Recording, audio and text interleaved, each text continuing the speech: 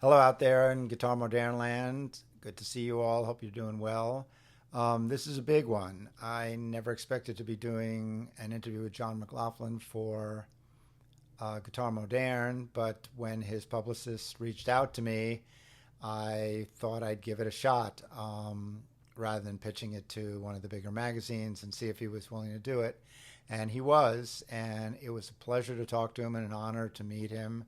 If anyone has moved the guitar forward, it is him, and he fully belongs in Guitar Moderne. And I'm so happy and pleased that he was willing to do this interview.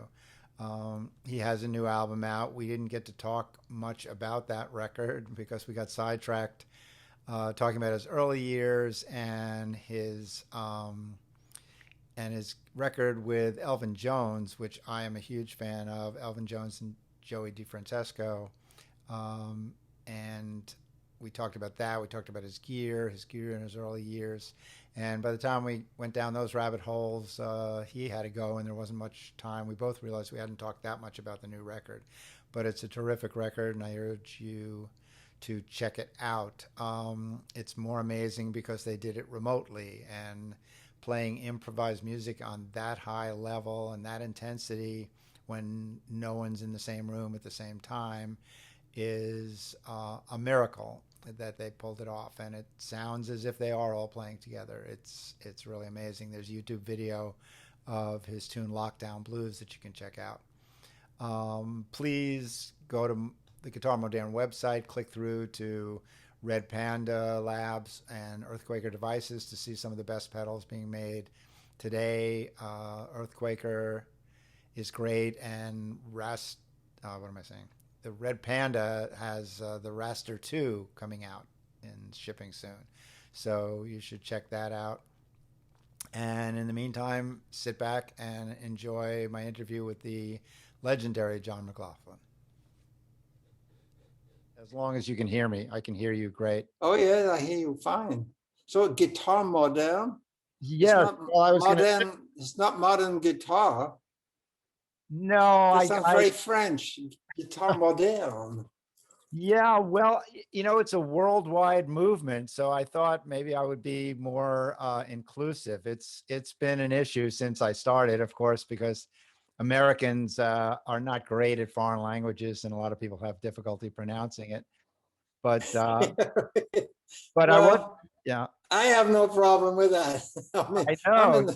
the You speak what, four languages, five languages at this point? no, no, no. I mean, I get by in English, but and French, of course. I'm speaking most of my life, but since my wife is German, we just celebrated our 26th anniversary yesterday. Congratulations. Yeah, it was wonderful. So of course, if it was visiting her parents, no German, no conversation. So I had to learn. Also, it's very interesting. I think languages are fascinating. They are key into a particular culture's mind, if you know what I mean. Absolutely. Yeah. I mean, I guess Chomsky has studied that his whole life in linguistics. People who study linguistics talk about how people speak is directly connected with how they think, and their language is directly connected with how they think. I did want to introduce myself and introduce Absolutely. the magazine to you if you weren't familiar with it. Yes, please do. I started about 12 years ago because I was searching all over the internet for people who were doing new things with guitar. And YouTube was just starting to become big. And I was finding these terrific young players who were pushing the envelope with the instrument, and many of them schooled in jazz, but having put that aside to move in their own direction, sometimes involving noise, sometimes involving a lot of effects, sometimes involving looping or ambience. And Mhm. I was watching all the time. I thought, well, people that I know might, or some other people might like these videos, and I should share them. And I realized I could share them on regular Facebook, but even my guitar player friends, a lot of them are not into that kind of music, that pushes that far. So I just decided to make a website, and it's grown over the last 12 years, as has that community, I believe. And Congratulations. Wonderful. well, I'm thank very, you. And I'm very happy for you. very heartening. Well, not just for me, but I'm heartened, that there's so many young people now following essentially in many ways in your footsteps, which is why I'm so, I think, chuffed, as they say in your country, to be, or your old country. I guess you're in Monaco now, but Mm. I'm so happy and honored to be able to talk to you, because you are one of the progenitors. You're one of the people who, from the start, took the guitar and started pushing it in new directions, both technically and technologically. Mm. And if you don't mind, Yes. yeah, I'd like to Yeah. go back a little, because I'm always fascinated how that starts. But going even back further, where you grew up, didn't you grow up around Robert Fripp, in the same neighborhood? No, well, I mean, not to my knowledge. Oh, I thought, No, no, I knew Jimmy Page when we were, I mean, 17 or 18, something like this, 19.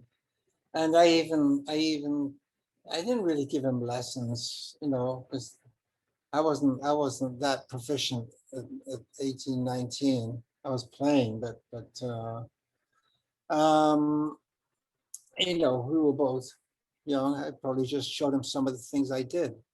And he went on to quite amazing things. Robert Fripp, I know Robert Fripp, only because actually he interviewed me a long time ago. I mean, maybe 30 years.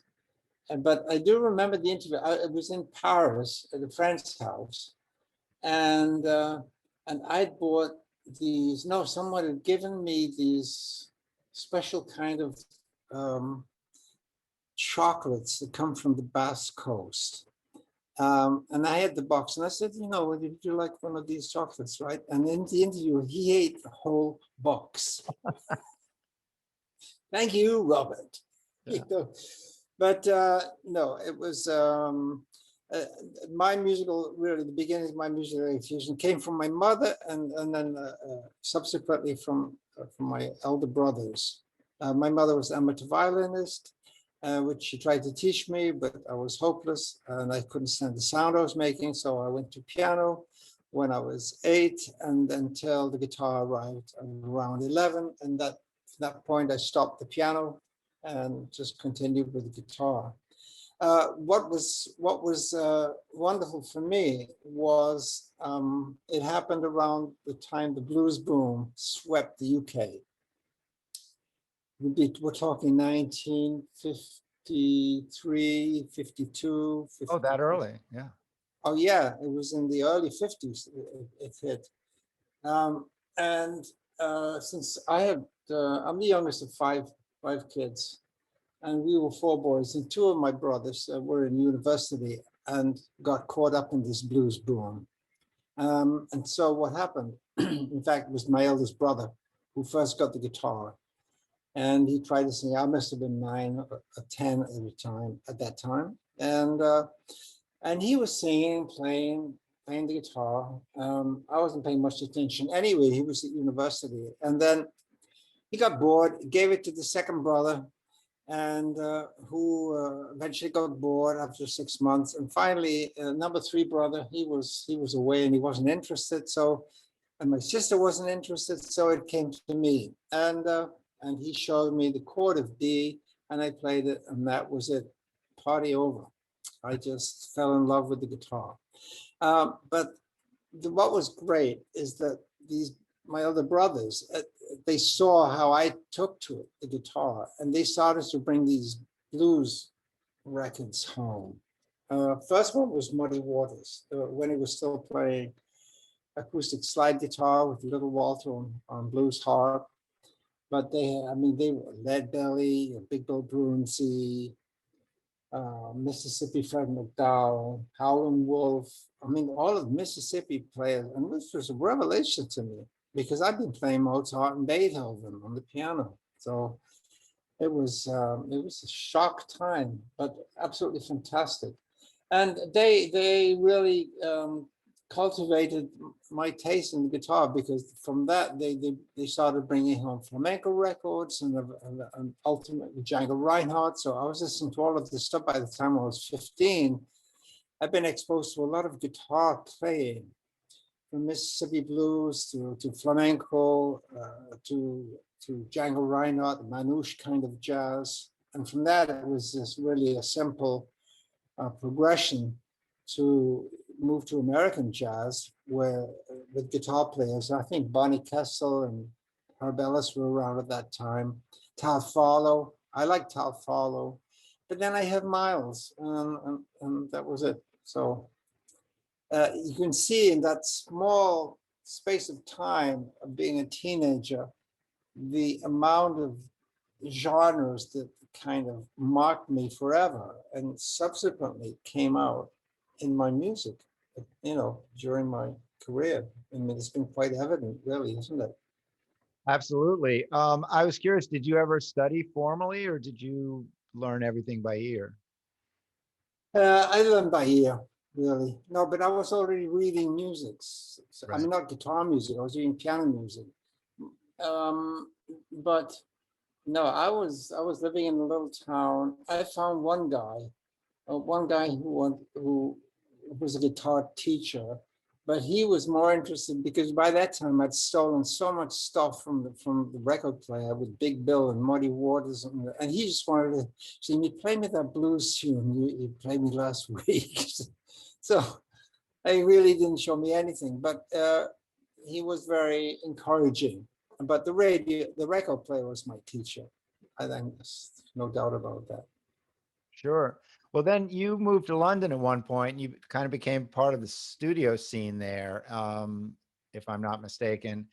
And Oh yes, but before that, I mean, in the because that would be more like in the from the middle 60s, say around 66, 67, when I started to really do a lot of studio work. But prior to that, I mean, the early 60s, I would think around 62, when I moved to London, I think already I must have been about 19, something like this. And about a year later, I was in playing with a band called Georgie Fame and the Blue Flames, sure. which was a really nice R&B band. And which for me, that's close enough to jazz for me. So it was a great little band. He sang great, played Hammond organ, and Hammond organ was really big in the 60s. And the Hammond organ trio became a kind of format for me. I mean, I was playing with Hammond organ trios a lot during the 60s. And from the Georgie Fame days, that whole blues movement was still permeating, but was fusing with the jazz community too. Through, I would say, the godfather of that whole scene was Alexis Corner, a guy called Alexis Corner, and a real blues man, singing and playing guitar. But he loved to have jazz musicians in the band. He had everybody in the band. He had Mick Jagger singing for him. He had Charlie Watts playing drums. I met Ginger Baker and Jack Bruce in that band because Alexis invited me to come and play with him too. And Graham Bond. Eventually, we formed a band, or rather, Graham Bond formed the band with Jack, Ginger, and me. And then I left Georgie Fame, and he went on to have a big hit, Yeah, but just about 6 months later. But anyway, I wanted more. The band with Graham and Jack and Ginger was more intense. I mean, there was more blood on the floor, Michael, definitely. Not that I'm criticizing Georgie, because I love that band. It's like King Pleasure, this kind of not smooth jazz, but really cool. Not swingle singers, Lambert, Hendrix, and Ross. Sure. Remember that stuff? Sure. Were you doing those kind of harmonies in that band, or were people doing those? No. I wasn't singing. Right. I wish I could. No, Georgie was singing, but we do the numbers. We do covers of the numbers. Oh, right. Or even Ray Charles, some of those numbers. And it was nice. It was a great band. But with Jack and Ginger and Graham, it was definitely more serious. Really, the passion was up a notch, a couple of notches. And And from that,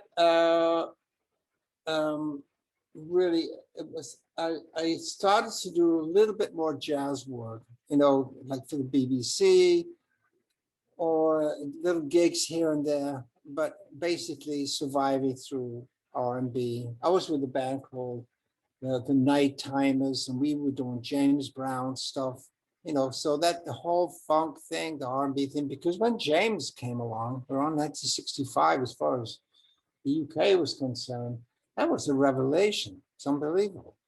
No, Stevie Wonder was already out there, and Stevie was beautiful. But because of these bands, we were always hearing Ray Charles, Stevie Wonder, uh, Motown started to come out at that time. That was a big influence to everybody.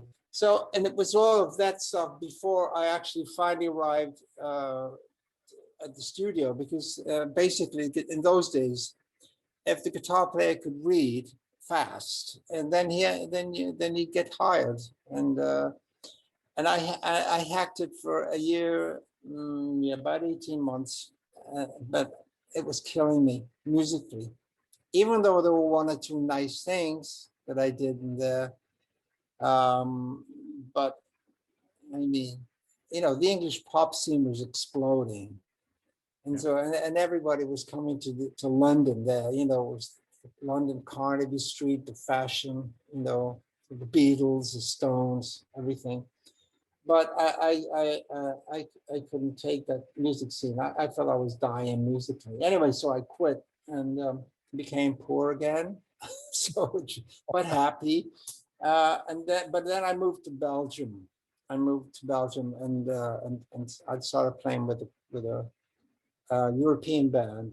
But it was a little more in the free jazz way, which it's not really for me. But it was an interesting experience. And it was while playing in that band, I got the call from Tony Williams to come to New York and join him with Larry O. Another Hammond organ trio.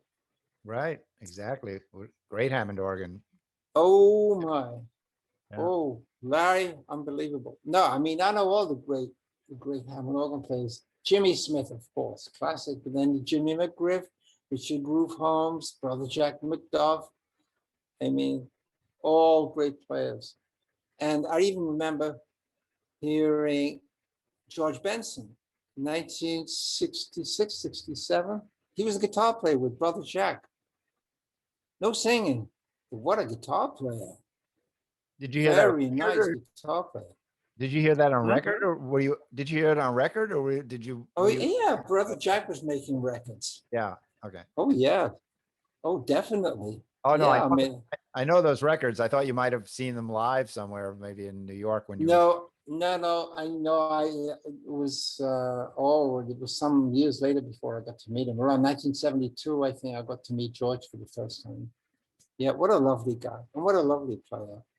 Oh, terrific. He went on to do great things too, huh?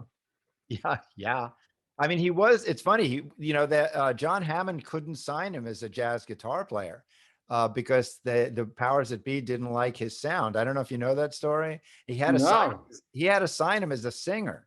That's why on his first record, he actually sings a tune on his first solo record, because they wouldn't let Hammond sign him as a guitar player. His jazz guitar tone was too kind of harsh and for them or something. Oh, well, these guys got wooden ears. I mean, what do they know? Exactly. I mean, unbelievable. Well, one thing I'm always interested in is how people found their musical voice. And you, from the earliest records that I've heard you on, you sound like you. I mean, you have for one thing I was going to ask you is you were in England. Well, were you out of England by the late 60s? Were you in Belgium by then? In 68. Okay. So because I was wondering how you missed the kind of whole Les Paul through a Marshall tone thing that seemed like everybody knows it. No, not exactly, because that actually started before. It started with the Graham Bond Band. Oh. And yeah, because I started to get dissatisfied with the classical jazz guitar sound. It wasn't for me. primarily, Michael, because you should remember that my really big heroes, starting from the late 50s, were Miles, Coltrane, Cannonball Adderley, Bill Evans, Red Garland, the whole Miles Coltrane thing, and that school of playing. And there was never a guitar player in it, which to my eternal regret, because I wanted, so I went with the horns and the piano player. Anyway, I'm an old piano player, so I always loved piano. But by 1965, playing with Graham and Jack and Ginger, and they were intense, and I wanted a more intense sound, and that classical jazz guitar didn't really work. And hearing, of course, now by this time, Muddy Waters, he's not playing acoustic slide guitar anymore. He's playing electric guitar. B.B. King, electric guitar. They're all playing electric, and that's a little more raunchy sound. But I like that. So I found a way with my limited means to get a bigger amp that I could crank up and try to get some feedback. That's was a long time ago, Michael. There were no pedals in those days. It was Right. just an amp you plug in. But if you had an amp, you could find a way to, if it was big enough, you could crank it up, make it distort. And the thing is, this also came from listening to Coltrane. I mean, I've been following Coltrane, and I still do to this day, because these are my heroes. These are my teachers. They're my gurus, Michael. I revere them. They gave me so much. And Coltrane, and it's not just musically, but when the sound evolved over the years. And by the mid 60s, by A Love Supreme, he was already moving in that direction. And he was looking for a bigger sound. And there are times, especially in subsequent records, when you hear like Om, Intergalactic Space, and he's playing one or two or three notes sometimes on his saxophone. I mean, looking for that sound to express what he's feeling inside, because the feelings are so intense. And so I like, for me, it looked like distortion in a kind of weird way. And that was absolutely confirmed when I heard Jimi Hendrix for the first time. And I loved Jimi from the very first, because he had taken so much from Muddy Waters, from the old days. The way he sang, the way he played the guitar, that was Jimi. But the way he sang, that was right out of Muddy's book. But I loved it because that was my first influence on guitar, Muddy Waters. But the guitar, how he played the guitar, for me, he was going for the same thing Train was going for. But all he had was a big amp, and he'd crank it up on a wah pedal. I mean, you just have to listen to the Star Spangled Banner. And that is revolutionary right there in that short little piece. What he did with the guitar, phenomenal. Absolutely, he broke all the barriers. And so to this day, I'm eternally grateful to him, because he turned the electric guitar on his head. And in a way, he showed us the way how to get more rich sound out of a guitar. I mean, of course, subsequently, it's been an amazing evolution in the electric guitar. But that, nevertheless, for me, is the between Jimi and Coltrane, that sound thing. They are still really top of my inspiration list. Well, I can definitely hear the Coltrane and the Hendrix in your playing. I mean, I guess what I'm trying to drill down on is, were you ever imitative? Did you ever want to sound like someone else, like try and sound like many of the, like Eric Clapton and Peter Green? I mean, were great players, but you could hear the B.B. King and the Freddie King in their playing. I'm sure you were influenced by that stuff, but by the time you were recording, what was your extrapolation? which is one of your earliest recordings, Yeah. or the Tony Williams lifetime, you've absorbed that in such a way that it doesn't sound anything like the spirit is there, but the sound is totally your own. And I'm always curious when was there a transition period, or did you just start off from day one sounding like that, or how did that work? No, I don't think you never start off. It's the sound is even to this day, after how many years I'm playing guitar, Jesus, 60 years I'm playing the guitar, and I'm still working on the sound. I don't think it ever stops, really, because we're different every day. We're a little bit different. We hear a little bit different every day, but over a period of 6 months or a year, you change. You can change quite radically. Uh, the big change, one of the big changes was because I kind of like ran out of money toward the end of the 60s, simply because I stopped doing all the session work, and I had a really nice Gibson guitar, but I had to sell it to eat.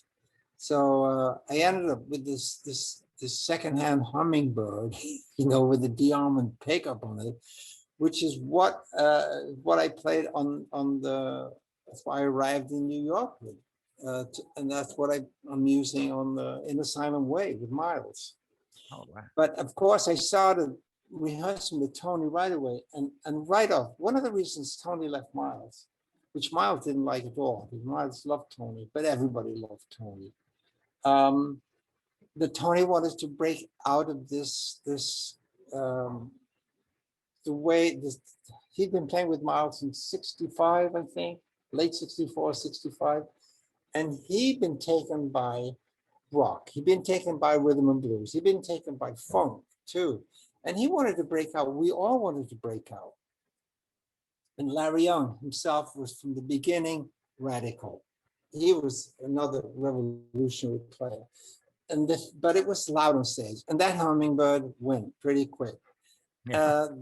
The first album, but the first album, I didn't have enough money for another guitar, but I rented Les Paul, Gibson Les Paul, and a big amp, a Marshall amp, for the first Tony Williams thing, and realizing how easy it made my life, instead of this acoustic guitar, which just freaked out every time the volume went up. It was really just a matter of time. And the next guitar I got, I can tell you, because it wasn't expensive, it was a Fender Mustang.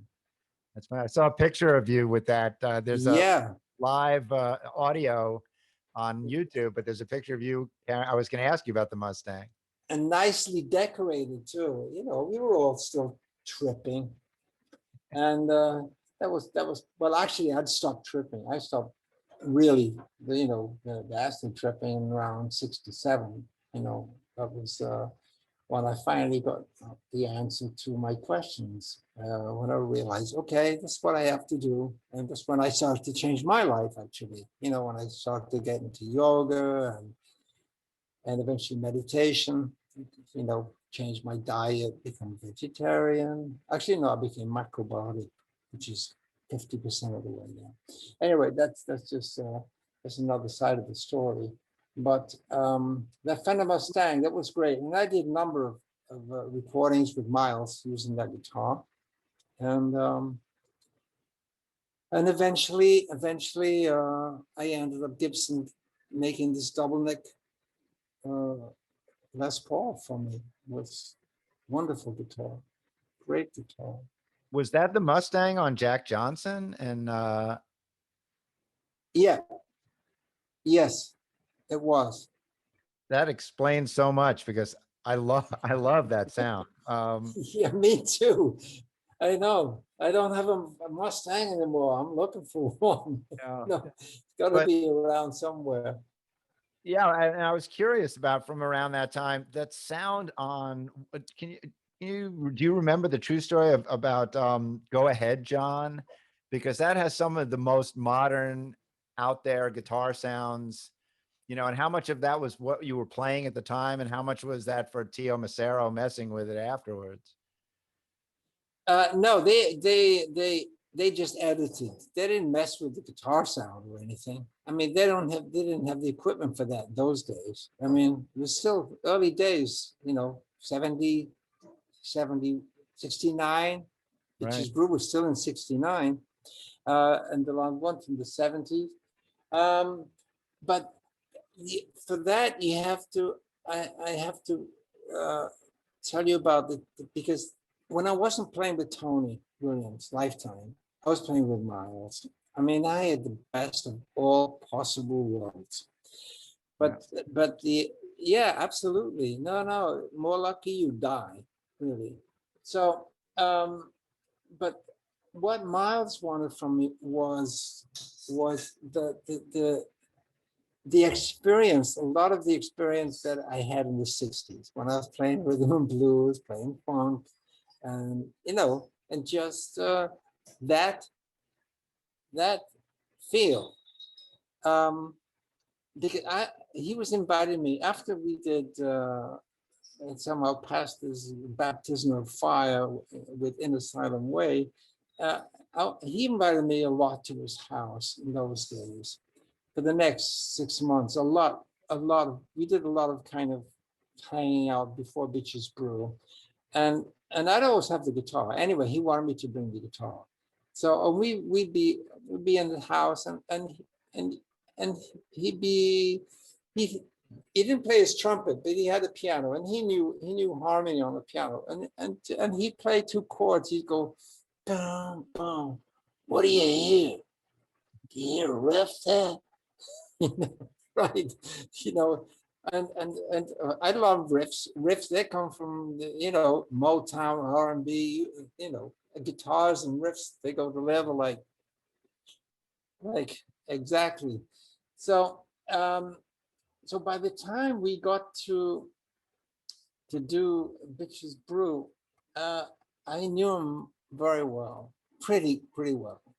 I could see where he wanted to move, but of course, always surprising. I say that with a certain, how would I say, modesty, because you can never really know with people like Miles. Because in the studio, which was a wonderful experience to do Bitches Brew with him, because in a way, he didn't really know exactly what he wanted, but he knew exactly what he didn't want.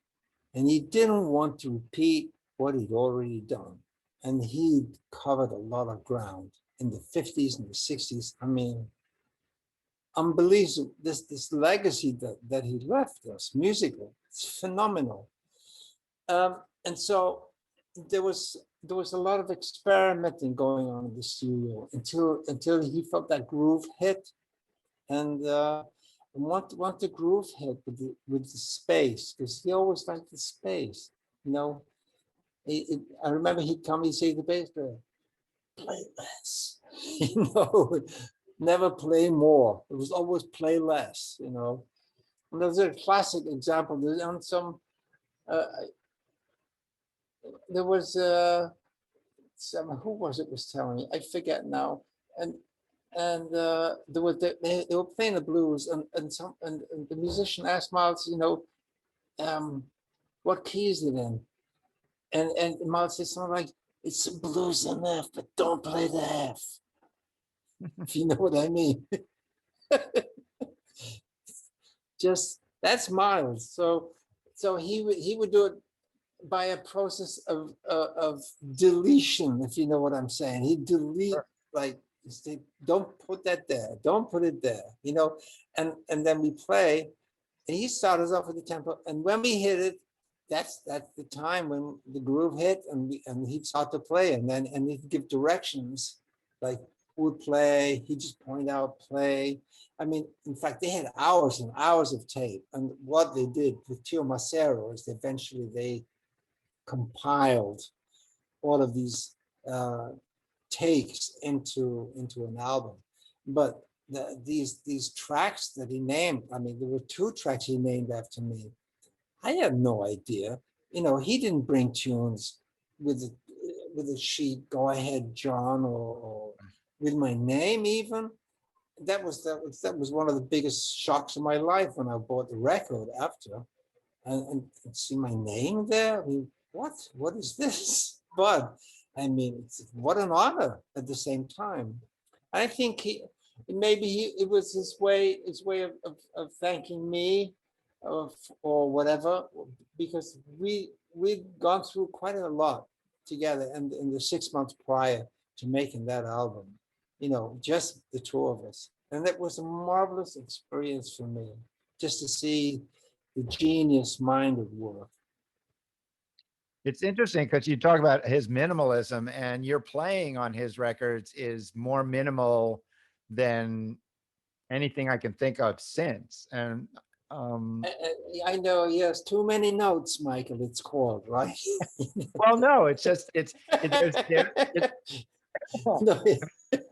No, your style is your style, but I mean, it makes sense that if he was directing that it was, he was just honing it down and paring it away, and that space has always been a real big part of his music. I mean, that's oh no, he's amazing. He's amazing, and but that vibe carries. I mean, like Jack Johnson, for example. Jack Johnson, he didn't even have any.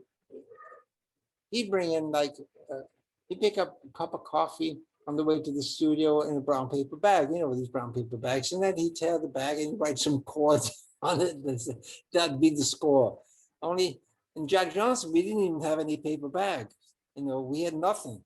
So I know eventually we had little motives here and there, but in this opening right off, this came out of we're in the studio. This is where I first met Billy Cobham. Well, he and I hooked up for the first time. We became really tight after the session because I loved the way he played. Michael Henderson was on bass. Herbie was on Farfisa organ, and oh gee, who was on tenor? Well, it'll come to me. Only Miles, he walked in the studio and he went straight into the control room talking to Chico Macero. And they were talking for like 15, 20 minutes. And after I was getting bored. And so after 20 minutes, I'd been fooling around with these chords that eventually became the Dance of Maya in Mahavishnu. I forgot to mention before that what Miles wanted from me and what Tony wanted from me, he wanted me to write more music for Lifetime. He really encouraged me to write all the time, and we would try to. And I would say that a huge percentage of pre-Mahavishnu work came out of my work with Lifetime in those 2 years I was playing with Tony. Really amazing. So I had two different gravities, as it were. In any event, we're sitting in the studio, and so in this Dance of Maya, there's some very strange chords because it goes straight from the E7 to an A flat, major 7, flat 5 or sharp 4, just a triad before moving to the A. So you have this kind of weird harmonic movement. The passing chord is really nice because it's very angular. Anyway, so I started fooling around with this, but I wasn't playing straight ahead jazz or anything. I started with R&B. It's rhythm and blues. Because I started doing that groove just for fun, and Michael Henderson picked it right away. Billy picked up on it right away, and all of a sudden we hit a groove, and the red light was on. Miles ran into the studio, went on to play the next 10, 12 minutes, the most unbelievable solo I'd ever heard him play. It's outstanding. And in a way, if you listen, there's in Jack John into this right off, this what, and the way they mixed it, they had this dialogue going between the guitar and the trumpet. And this, where I was doing some of these funny chords, but this came out of really the work that I was doing with Tony. But that particular album, it's very strange because because Miles, after that album came out, Miles was telling everybody that was his all-time favorite record. You know, the one that he never brought any notes to. You know, it's ironic, but um, uh, being with a guy like that makes you play different. You know, as opposed to running when you're running your own band or your, you know. I mean, I remember doing an album with Miroslav with Joe Henderson, whom I love as a saxophone player, and that made me play differently. Miroslav made me play differently on this album. Wayne Shorter maybe played differently on this album. You know, if you're working as a sideman and you have such admiration and reverence for the leader, you know, I mean, you're very sensitive to the way they feel, and that I think becomes part of your expression at that time. I think it's pretty normal. Oh, absolutely. I mean, it's part of the job, and he, you know, he loved to mold his players. I mean, you know, he wouldn't let Mike Stern or Barry Finnerty play any bebop licks with him. You know, they both got chastised for trying to play bebop. No, no bebop. No, sorry, no. I mean, he'd done that. I mean, we're going back to the late '40s. Miles was playing bebop with Charlie Parker. I mean, what is he going to do? Bebop again? No, no way, no way. But I never forget one time we were in the studio, and we, I forget what date it would be on, but I know he said, why don't you all play So What? And so we jammed So What in the studio, but yeah, they probably recorded it, but you know, it was I don't think it was that good. You know, we were not bebopping at that time. I think it was during the Jack Johnson sessions. No, anyway, I wanted to play rhythm and blues. That's why I started that whole thing off with the shuffle. You know, and I still love it to this day. Don't take the R&B out of jazz, Michael. That's all I'm saying. No, well, that, I mean, I honestly, I have so many questions, but that is definitely part of what I wanted to talk to you about, because I mean, you have so many influences. I was curious, when did the Indian music and African music start entering your playing? How early on was that? Well, and that it coincided with my decision to change my life around 1967, and I realized that the only way I could evolve was to really evolve, was to you know, find a way to self-knowledge. And so I started to look for the answers to the great questions of life. And at that time, we were all, you know, especially people who've been tripping, looking for the answers. We looked to Asia in general and India in particular. And because they've been addressing these questions and finding very lucid answers. And so I wasn't alone. There were a lot of us looking to India for answers. And the answer, of course, was like, you know, well, can you work at it? You know, meditate.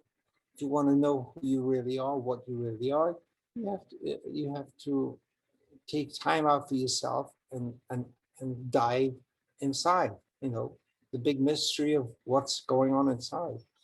Um, so it's only a matter of time. Once you start looking at the philosophy of India, you get acquainted with the music of India, because they always went together, and in such a beautiful way. So, and I knew already of George Harrison, because I was a fan by this time of the Beatles, especially after Revolver, that album, and the subsequent albums. So I knew about George's association with Ravi Shankar and his playing sitar. But the sitar never really attracted me. What I discovered around that time was the Veena, South Indian Veena. And I don't know if you know that instrument, Michael, but it's much deeper than the sitar. And it's supposed to be the great grandfather of the sitar. 4 strings and 3 accompanying strings. It's a phenomenal instrument. And already by 1969, I'd arrived in New York and I was practicing yoga and I was listening to more Indian music. I even took flute lessons. That was the only instrument I could find from an Indian who could teach me the Indian ragas, would teach me some of the rules about Indian music. Subsequently, having discovered the Veena, in 1972, where Mahavishnu was already in full swing, I became a student of Dr. Ramanathan at Wesleyan University in Connecticut. He was head of the South Indian Music Department, and he taught me South Indian classical music on the Veena. And it was there that I got to meet Dr. L. Shankar, who was my guru's percussionist, Mridangam player's nephew. So that came more to fruition by 1975.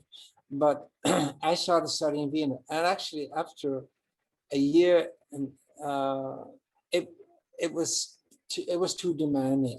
I'm not the kind of musician who can play 2 instruments. Not really. I don't have it. And so I went to my guru and I said, I'm sorry, I'm a guitar player. And I love guitar and I have to stay guitar. So I'm going to have to stop the Veena because it's making me crazy. But I continued on the theory side. He understood that very well. And it was my livelihood playing guitar. And in the meantime, I'd met El Shankar, and we started hanging out together and jamming. I have to backtrack just a little bit because in 1969, as I just mentioned, I'd started taking flute lessons. But just before that, I'd spoken to a friend who had a music shop in the Greenwich Village.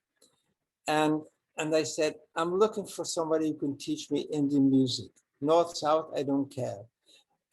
Jim, his name was, the guy who owned the shop. He had like Venas and tanpuras and flutes and things in the House of Musical Traditions. I said, if ever somebody comes in the store, ask them, can you give me a lesson? So one day he called me. He said, I've got somebody here. And I told him, he said, but he doesn't play any string instrument. He plays tabla. He says, tabla. Well, ask him, can he give me a vocal instrument? Because vocal is the first instrument in Indian music. And so he said, yeah. He said, yeah, he's here right now. Why don't you come down? So I went down, and there was Zakir Hussain. Oh. And this is where we met for the first time. And he was 19 years old, and he gave me a vocal lesson. And he could sing a little better than me, but not much. But we got through it, and we had a lot of laughs at the end. But from that point, we became very dear friends. So, and then I discovered the flute chair because he was teaching at the Ali Akbar Khan School of Music in California. Sure, San Francisco. So we stayed in touch, but he was in California, I was in New York. In the meantime, I'm hanging out with El Shankar. We start to play, and I start to hang out with my guru's percussion player, Mridangam player. And one day I say, listen, we all have to get together with Zakir. They never met Zakir, and we actually got together. That was, I would say, late 73 or early 74, the beginning of Shakti. And even Mahavishnu Orchestra was going on at that time. But by this time, of course, I become a disciple of Sri Chinmoy. I had a spiritual name, Mahavishnu. That's where the name of the band came from. And the way of enlightenment, which for me continues to this day, Michael. I don't want to live without meditation. It's like asking me to live without food, because it's such a it's like breathing now. So I can recommend it to everybody, especially musicians. But anyway, that's another story. But that whole Indian thing, you can see now the origins of it were actually behind the search for the great answers, the Well, answers to the great questions. did you meet Zakir? Was that Music Inn on West 4th Street? Was that the place? Do you remember? They had all there was a great music store on West 4th Street that had all the No, it was on Bleecker. It was on Bleecker. It was the House of Musical Traditions. oh, House of Musical. Okay. It was the name of the store. Yeah, long Uh, gone. were you using a scallop guitar at one point with Shakti? Yes, that came from my Veena playing, because the Veena and the Veena players. I mean, you can hear people like Balachanda playing South Indian Veena. It's just sublime, really. And the way he would the gamakas, which is what they call bending the notes, the inflection of the bend. This scallop fingerboard idea came absolutely from the Veena, which has huge frets embedded in beeswax.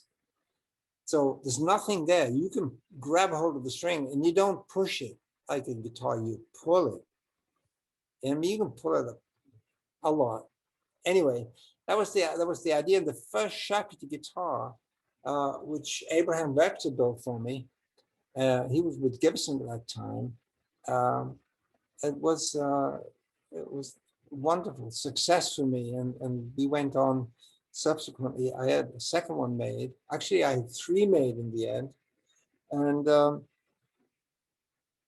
Shakti went on from, because by the end of '75, we'd been doing concerts with Shakti and Mahavishnu Orchestra, big concerts with Mahavishnu Orchestra, small concerts with Shakti in churches or in schools.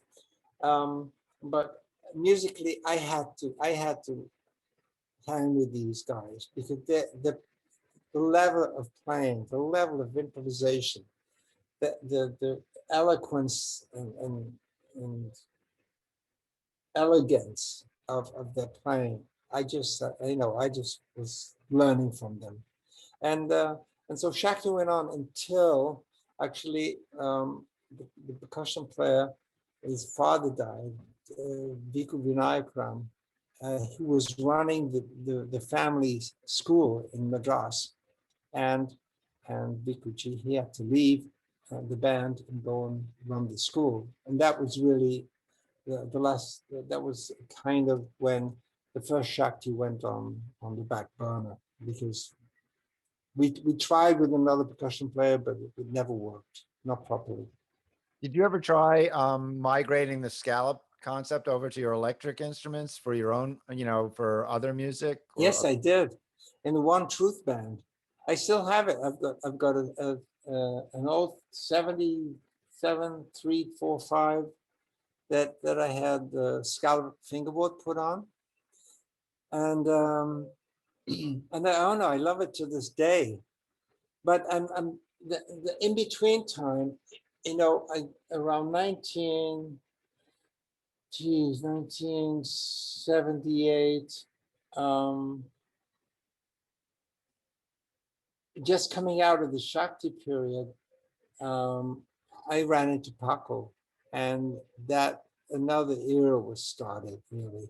And I actually stopped playing electric guitar for quite a few years. I was playing exclusively acoustic guitar. So by the time I came off the acoustic guitar back into electric guitar, uh, I felt happier with the regular fingerboard as opposed to the scallop fingerboard. There's too many years have gone by.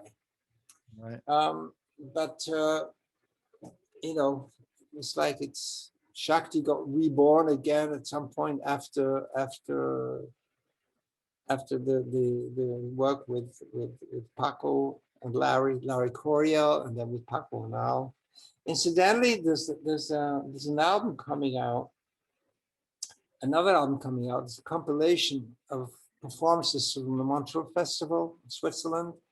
And there's a couple of tracks from Paco and I when we just toured as a duo together in '87. And they're something. I'm just I really miss that guy. What a guitar player. Oh, Holy smoke. that Oof, the soundtrack to the movie The Hit. Have you ever heard that Stephen Frears movie, The Hit? No, I haven't. It's a No. great movie, and the soundtrack is all Paco. It's just all him playing, improvising through the whole movie. They use as a soundtrack. It's terrific. Oh, I gotta look that up. And it's a great Absolutely. movie. It's a terrific movie.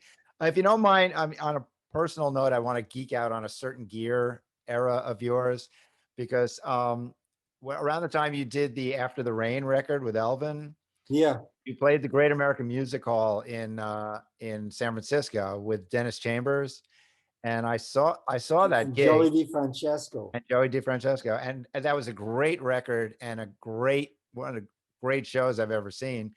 And you were playing the Johnny Smith, Yeah. with the Bigsby. I'm not sure if you were playing through an amp or not, but the way you were using the Bigsby to fall off the notes and whatever you were using for modulation, that's one of my favorite guitar sounds I've ever heard. And I was just curious how you evolved into using the Johnny Smith, and did you run into feedback problems with that? And, what were you using for modulation and things like that? Well, it's funny because there's a cut on the Montreux compilation with Dennis Chambers and Joey DeFrancesco, and I know exactly what you mean. This came from it's a Sony M7, I think. I mean, it's really, really old. Goes back to the 70s. Oh no, maybe the 80s, early 80s. What is the Sony M7? It's a preamp. It's just a preamp. Okay. It's a digital preamp from Sony, but it's if you've got 50 million parameters on it, okay? It's one of those. Yeah, one of those. And if you have the time and the patience to do, and I did because I was looking for a specific sound, and that specific sound you'll hear. In fact, I'll be happy to. I don't have one yet. They won't come out before September, but I'll find a way to get a copy of that too, because it's a live recording, never been heard, and it's really something that I love that guitar sound also, and I still have the M7, and they're almost impossible to find these days. But that was it, because it has inside there's chorus, there's if reverb if you want it, but the parameters on the equalization are so refined. It's one of the most amazing units ever. So if you can find one, then you can work on it, and lots of luck. I'll check that out. I mean, I can imagine the Johnny Smith would be hard to tour with because of the size, Actually, no. Johnny Smith was the first electric guitar player I heard. After Django Reinhardt. I'd had Charlie Christian, and it was great. But Johnny Smith, he was like so cool, and with those beautiful chords and everything, and he had the sound. So I always had a soft for Johnny Smith. And when I saw the Johnny Smith guitar, actually came from, I bought a Les Paul. I should never have sold it, like a 58. I paid about, in those days, in the 70s, I paid about $4,000, which would be about $40,000 today. Yeah. But eventually I sold it.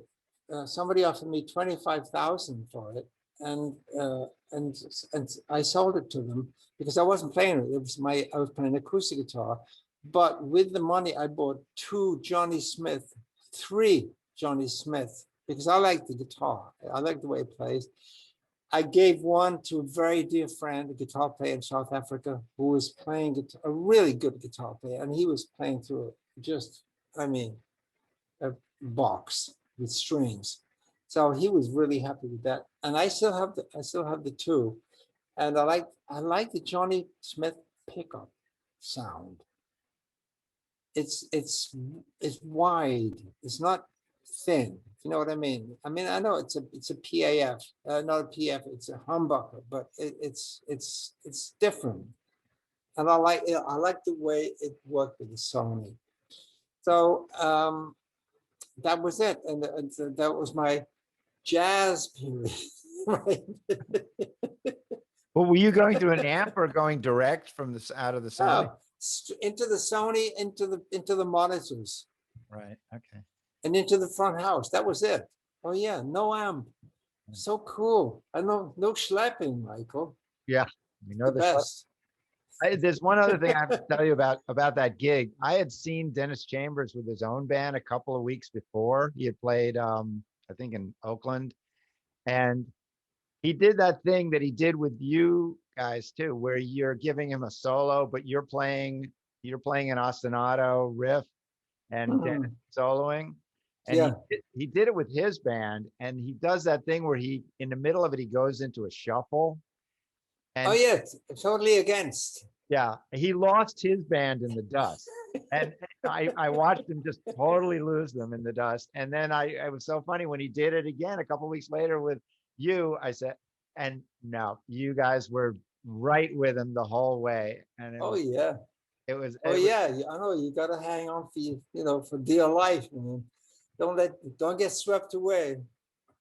so I'm interested in the evolution of your gear. I know you have the Michael Sabre guitar. I think is that his name? The smaller Mike, body. yeah, that was that. This guy, he's a local guy, and I wanted to travel with just a guitar that goes in the overhead rack, because we always get hassled on planes more and more, and unless you buy a seat, or you put it in a box. But I never liked that. I had two guitars broken in with the suitcases. But I've been playing now a PRS for a long time, and it's wonderful, wonderful instrument, really great. But listen, Michael, I mean, because I've just realized what time it is. I'm gonna have to make a move soon. Maybe you've got one important question, or maybe not important. Well, yeah, I'm sorry.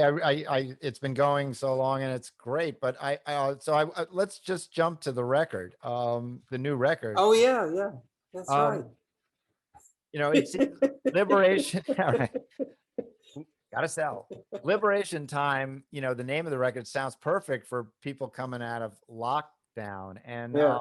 I want to say, your music has this feeling of joy that I think people has always had this feeling of joy that I Oh, think thank people you. need right now. And the other thing, I mean, I could get into specific cuts and other stuff, but let's jump to the serious questions. Where is yeah, the kind of music you play takes deep technical knowledge and a high level of technical skill.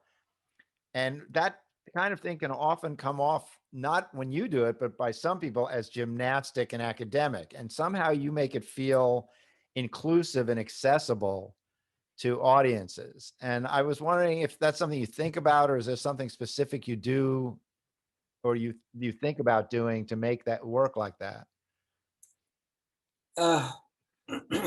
No, I don't know. I don't know how the answer to that question. I don't know how you make what you do accessible or less accessible. Um, Basically, my philosophy is very simple. To be a musician, especially to be a jazz musician, or let's say an improvising musician, you really have to have your technique together. Because if not, you're not going to be able to articulate your ideas as they come, and you're going to have a problem. And the audience, they don't pay money for you to have problems on stage. You need to be 1,000% dedicated. So first of all, you have to have the technique. Then you have to have the intellectual. You have to have the harmonic. I mean, it's more than a lifetime's work, Mike. When you're a guitar player, right? And you know how hard it is. And do you know how hard it is to stand up on stage and play a solo? And what are you going to say in this piece? You might have harmonic restrictions. You might have rhythmic restrictions. You might have all kinds of restrictions. No, not restrictions, restraints. And these are essential. For me, restraints are essential because they're ways to freedom in my book. But in order to do that, you have to do all the work beforehand, and then go to the stage and then forget it all. Forget everything you know. And you stand there with your trousers by your ankles and just let go and just fly. Go for it, like a tightrope walker. And if you fall, at least it's only the ego that gets burned, isn't it? Right. You get up and you try again. That's all. But I've had my ego burned more times than I've had hot dinners, Michael. So it's okay. So I started early. Just one small anecdote. When I was 16 years old, I was tall enough. I could get into a pub. In the UK, they used to have Sunday jazz jam sessions. And I went and I took my little amp and guitar and I said, I want to sit in with you guys. Okay, plug in. They let me sit in. The first burn, I'll never forget it. So they say, okay, you ready? I say, yeah, I'm ready. So, okay. 1, 2, 1, 2, 3, 4. Do, do, do, dee, da, dee, da, dee. Again, turning solo. And I died a 1,000 deaths publicly. And they all had a good laugh, But in those 15 minutes of pure hell, I learned more about myself than I think the past year or whatever. So, and that's not the first time because I'm playing with Miles. I didn't have it together. I've forgotten how many times I didn't have it together, and became inarticulate. And this is not how it should be. So it's just more and more dedication, more and more learning, more and more work, and then you go to the stage and you forget all about and who are you? Because in the end, when you're going to solo, you're going to have to tell me something. You're going to have to tell me how deeply you feel about yourself, how deeply you feel about the music, how well do you know the music, and how interesting. Can you show it to me interestingly? You know what I mean? And can you sweep me away? Because that's all I want. I want to be swept away by whoever's playing. I'm in front of. Somebody's in front of me. That's when I go to a concert. I just want to go and I want them to bring me in their world and amaze me just with the imagination or whatever, the music, And so we're all the same. So that's all I've done. And here I am all these years later, still working at it, Michael. I'm still working at it, and it'll continue to like keel over. Once I keel over, okay, game over. But until then, I'm game. Oh, that's great. I mean, before we go, I just want to say you did then tear up that same tune, Cherokee, on the Tonight Show with the Tonight Show band. Yeah, that was my vindication, Michael. That was my vindication. But even I've got to tell you, because in the afternoon when we rehearsed it, the band, because they said, what's the tempo? I said, yeah, fast tempo. Okay. And Doc Sabre, and I love that band. Eddie Shaughnessy was the drummer in that band.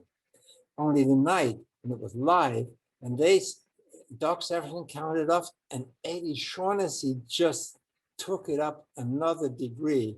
And I was like, holy shit, what am I going to do? live on TV.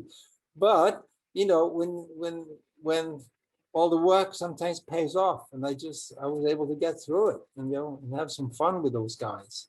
They're amazing. But that goes back to that burn I had all those years ago. I made a special arrangement of that tune just to play with Doc Severin's. And Oh, isn't everyone life can funny? see it on YouTube. Yeah. It's Yeah. there for everyone to see on YouTube. Well, I won't keep you any longer. Thank you so much for doing this. It's been an honor and a privilege. Thank you, Michael. Thank you. And And blessings to you. Blessings to you. Thank you. And you thank too. you for bringing up the album, because I'd forgotten all about it. I was so Well, there's more to carried add, away talking about memories and but I lovely will suggest that. I memories. mean, I will suggest that everybody check it out because it's a great record. It's especially it's fascinating because you guys did it in lockdown, and how you put all that stuff together is a mystery, and maybe we should just leave it a mystery because it works and it sounds great. And I'll probably post this.